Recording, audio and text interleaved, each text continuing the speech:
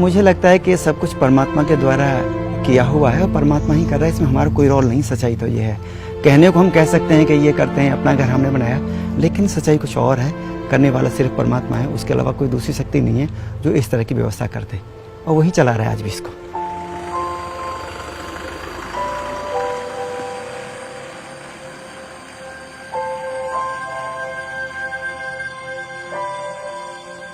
Doctor BM Bhardwaj और उनकी पत्नी माधुरी ने साल 2000 में पहले अपना घर की स्थापना भरतपुर में की थी। मकसद था बेसहारों का सहारा बनना, चाहे वो कोई भी हो। एक विशेषता यहाँ पर आवश्यक रूप से सभी को प्रवेश दिया जाता है, ऐसा कहीं नहीं होगा।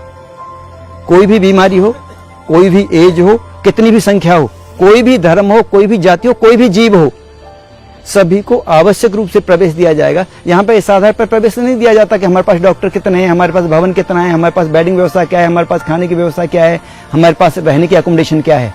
यहाँ पे आवश्यक रूप से सभी को प्रवेश दिया जाता है। इस आधार पर दिया जाता है कि जो भी यहाँ पे आता है ना, सभी अपना भाग्य लेके आते हैं।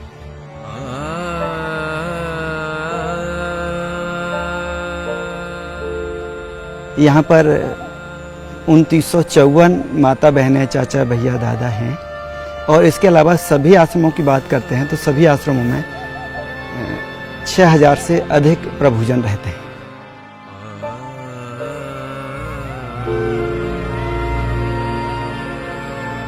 यहाँ पे औसतन 2 प्रभु जी शांत होते हैं। ये पर डे का एवरेज है, 60 का एवरेज है। हर महीने प्रभु जी का शरीर पूरा होता है।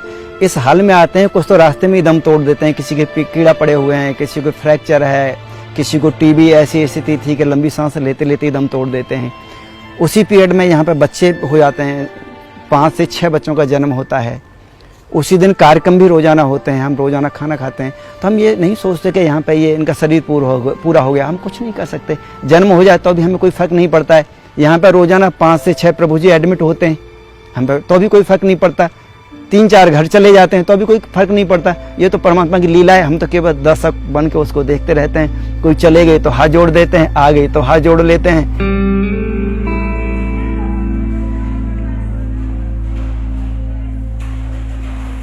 आज ऐसे 30 आश्रम देश भर में और 1 नेपाल में है।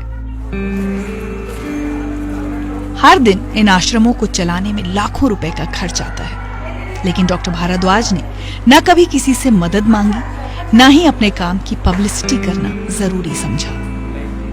वेरी फर्स्ट डे से, जब से इसकी स्थापना हुई है, जब से आज तक जो भी आवश्यकता होती है हम ठाकुर जी को लिख देते हैं। एक रोजाना जो भी सुई से लेकर चावल, आटा, दाल, एम्बुलेंस, भवन, डॉक्टर, इंजीनियर, इवन अंतिम संस्कार की सामग्री होती है, वो भी हम ठाकुर जी को लिख देते हैं कि ठाकुर जी ये आवश्यकता है। अपना घर आश्रम भरतपुर में रोजाना औसतन 3.5 लाख रुपए का खर्चा होता है, और बस ठाकुर जी को लिख दो। उस जो ठाकुर जी को रोजाना चिट्ठी लिखी जाती है ना, वो आवश्यक रूप से ठाकुर जी को भेजनी होती है। ऐसा कभी नहीं हुआ कि ठाकुर जी को चिट्ठी लिखी हो और वो सामान नहीं आया हो।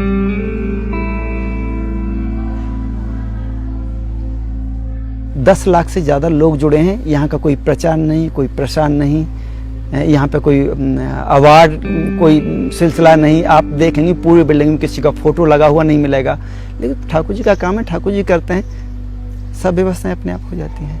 अभी भी संसाधनों की देखें ना, यहाँ पे एक व्यवस्थाएं हम लोग इस आधार पर नहीं करते कि हमारे पास रिसोर्सेज क्या हैं। व्यवस्थाएं हम इस आधार पर करते हैं कि इनकी जरूरतें क्या हैं। हम लोगों को इमोशनली ब्लैकमेल नहीं करना चाहते कि इनके पास वस्त्र नहीं दिखाएं, कि वस्त्र नहीं है, बेडशीट नहीं है, अच्छा भोजन नहीं है, अच्छी दवाइयाँ नहीं है। इनकी जो जरूरत है ना, हम हर हाल में पूरा करने की कोशिश करते हैं। अभी भी इसी क्रम में हमने 2 करोड़ 3 लाख रुपए का लोन ले रखा है, लेकिन वहाँ की जो सर्विस का लेवल है ना, वो उससे बिलो नहीं जा सकता। जो इनकी जरूरतें हैं, नीड है, वो हर हाल में पूरी की जाएगी।